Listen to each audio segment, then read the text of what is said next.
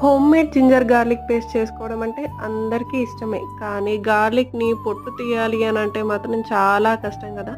అలాంటప్పుడు గార్లిక్‌ని ఒక్క half an hour to 1 hour మనం ఇలా ఎండలో పెట్టేసుకొని, దాన్ని ఒక steel box or else any ఒక క్యాప్‌తో ఉన్న బాక్స్‌లో వేసుకొని చాలా స్పీడ్‌గా ఇలా షేక్ చేస్తూ ఉండాలి. అలా షేక్ చేస్తే మనకు పొట్టు అనేది ఈజీగా సెపరేట్ అయిపోతుంది. ఒకవేళ అక్కడ ఒకటి, 2 ఉన్నా గానీ దాన్ని జస్ట్ మనం హ్యాండ్‌తో రబ్ చేసినా కానీ వెళ్ళిపోతుంది.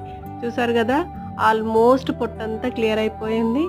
ఇప్పుడు జింజర్ గార్లిక్ పేస్ట్ చేసుకోవడానికి 1:1 రేషియోస్తోని అల్లం పేస్ట్‌ని మనము ప్రిపేర్ చేసుకోవచ్చు. జింజర్ గార్లిక్ పేస్ట్ ఫస్ట్ అల్లాన్ని మెత్తగా గ్రైండ్ చేసుకోవాలి. తర్వాతే గార్లిక్ యాడ్ చేసుకోవాలి. ఇక్కడ నేను కొద్దిగా పసుపుని యాడ్ చేసుకున్నాను. ఇలా పసుపుని యాడ్ చేసుకోవడం వల్ల అల్లం పేస్ట్ ఎక్కువ డేస్ ఫ్రెష్‌గా ఉంటుంది. దాన్ని నేను గ్లాస్ జార్‌లో స్టోర్ చేసుకున్నాను. Thank you for watching.